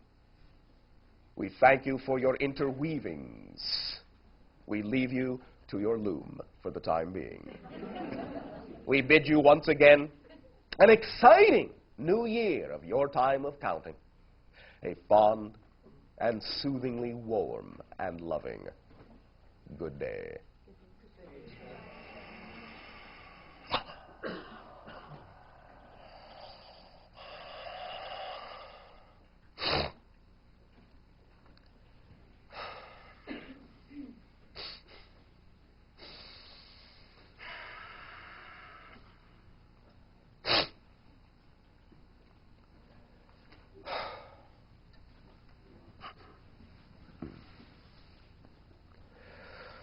how'd it go?